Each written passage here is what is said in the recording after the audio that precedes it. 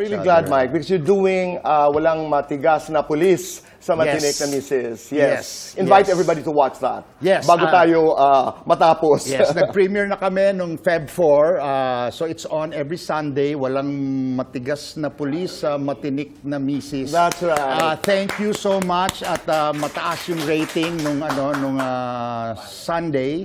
And sana po patuloy ang pagsuporta ninyo sa show namin ito. And I meant it, we're going to talk about it later because this guy is one of the most brilliant actors in the industry. Oh, wow. Then you got into baking and pastry art. Yes. Galing mo naman.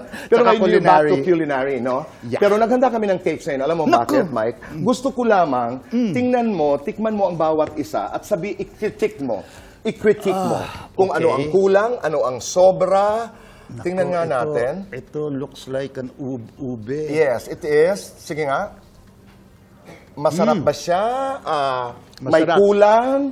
Masarap siya. Masarap siya. Very, very velvety. Velvety. Yeah, so tama ang timpla. Tama ang timpla.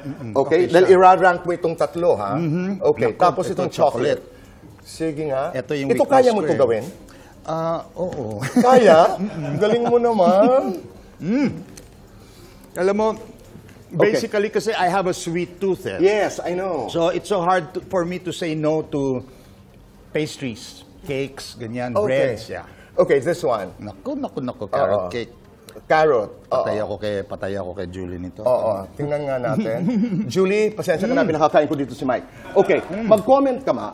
Ano ang maganda, ano ang kulang, anong hindi maganda? Wala akong masasabing negative sa tatlong pinatikim mo. Lahat sila perfect ang pagtimpla. Masarap. Ang baking kasi dapat exact, no? Yes. Hindi katulad ng acting na pwede kang lumabas. Correct. Ang acting kasi it's more parang you trust your instincts, diba? Right. It's very impulsive, so it's action and reaction. As opposed to baking. As opposed to baking, kailangan umpisa pa lang sukat na lahat. Kasi pag, let's say, kulang ka dito or sobra ka dito, it will affect the whole product. Okay. So you have to start from scratch again. I will make sure na hindi nakaka-apekto to sa produkto. Let's do fast talk. Okay? We have 2 minutes to do this and our time begins now. Mike, acting, cooking. Naku! Pwede bang both? Yes. Cooking, baking. Oh, both. Liver spread, liver pate. Liver pate! Kung isa kang gamit sa kusina, ano ka? Microwave. Kung isa kang ulam, Michael, ano ka? Spaghetti. Kung isa kang dessert, ano ka? Tiramisu. Ipagluluto mo, ipagluluto ka. Pareho. Paborito mong iluto for Julie? Siguro salmon. Yeah. Paborito mong iluto for your children and family? Anything pasta. Sinong Eigenman ang pinakapogi? Ako. Ang pinakakuripot? Parang wala. Pinakamayaman? Wala rin. Pinakamalambing? Naku, yun marami sa Eigenman ang malambing. Pinakamatampuhin na Eigenman? Parang wala rin eh. Pinakamagaling na singer?